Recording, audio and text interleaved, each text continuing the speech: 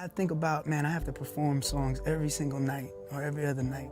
Everyone knows Bruno Mars, the performer who became one of the most recognizable voices in modern pop music, but very few people ever truly understood the full depth of the story behind him, the years of struggle that shaped his identity, and the long road he traveled before the world saw the polished superstar on stage. Behind the bright lights, awards, chart-topping hits, and stadium tours lies a life built on instability, early pressure, constant movement, and emotional weight that began long before fame ever entered the picture. And when you look closely at his journey, it becomes clear that his success was not sudden at all, but rather the result of decades of survival, adaptation, and an almost unbreakable connection to music that formed in childhood and never left him, even during the hardest moments of his life.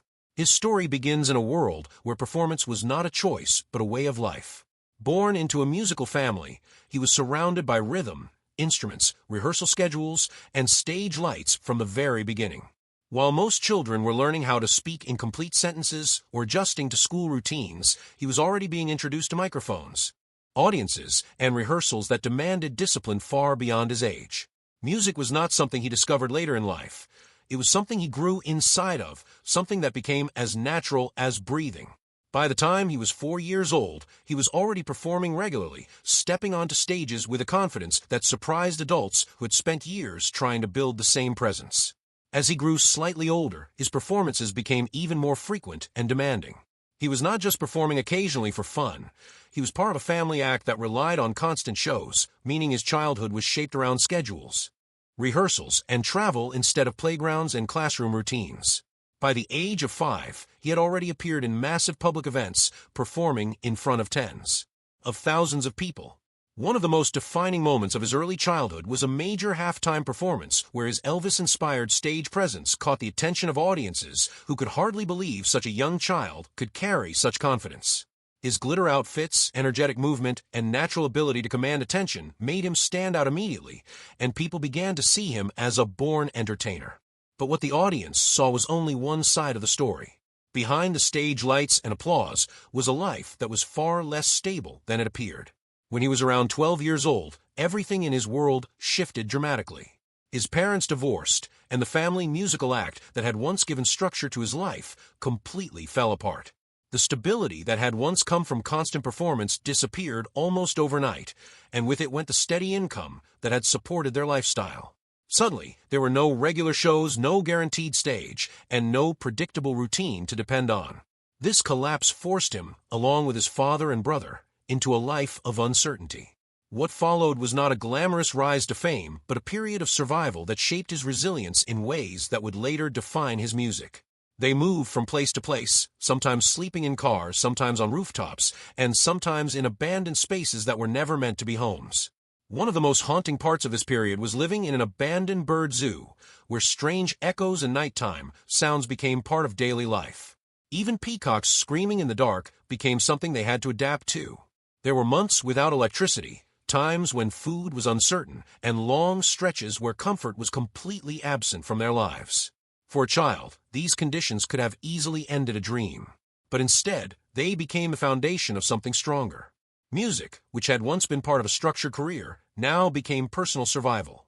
Without proper instruments or equipment, he practiced guitar under moonlight, using whatever he could find to keep his skills alive. School life offered little relief. He was mocked for wearing thrift store clothing and not fitting in with other children.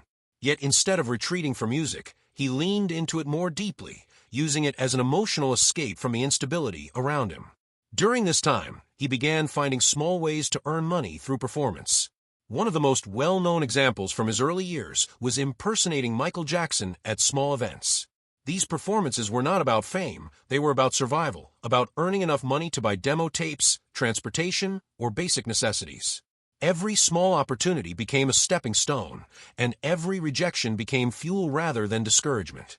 Slowly, he began building a mindset shaped not by comfort, but by persistence.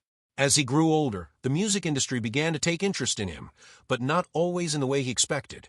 Instead of allowing him to develop naturally as an artist, there were attempts to shape him into something more manufactured, something marketable rather than authentic. He resisted these attempts strongly. He did not want to be molded into a prefabricated identity. Instead, he began building his own artistic direction, choosing a name that reflected both personality and imagination. The name Bruno came from his resemblance in personality to wrestler Bruno Sammartino, while Mars was added after someone once described his energy as being out of this world. The combination created a name that felt larger than life, yet still personal. At 18, he moved to Los Angeles with very little money, a few demo CDs, and a dream that had survived years of instability. But life in Los Angeles was not a sudden transformation into success. Instead, it was another chapter of struggle.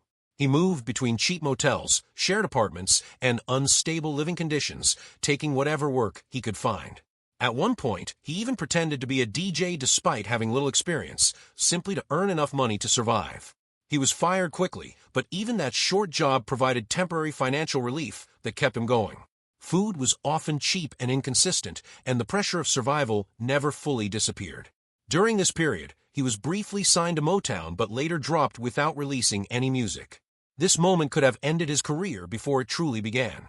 It was a significant setback, and for many aspiring artists, such a failure at an early stage would have been devastating. But instead, it became a turning point. After this disappointment, he met Philip Lawrence and Ari Levine. This meeting changed the direction of his life completely. Together, they formed a creative team that would later become known as the Smeezingtons. Working out of small, modest studios, they did not have luxury or high-end equipment. Instead, they relied on creativity, experimentation, and long hours of trial and error. They studied music intensely, analyzing thousands of songs to understand structure, melody, rhythm, and emotional impact. They treated songwriting as both an art and a science, learning how to craft music that could connect with audiences on a global scale. During this period, they often traded small favors or basic necessities for studio time, demonstrating how limited their resources truly were. But despite these limitations, they began producing work that caught attention. Their early success came not through Bruno's own voice as a solo artist, but through songwriting and production for others. One of their major breakthroughs included writing hits for artists such as Flo Rida and B.O.B., including globally successful songs that dominated radio and charts. These achievements established Bruno not just as a performer, but as a behind-the-scenes creative force capable of shaping mainstream music. As his reputation grew, so did his opportunities. Eventually, he began transitioning into a solo career. His first releases were not immediate global hits, but they laid the foundation for what was to come. His debut album marked a turning point, introducing him to a global audience and showcasing his ability to blend emotion, melody, and storytelling into accessible pop music.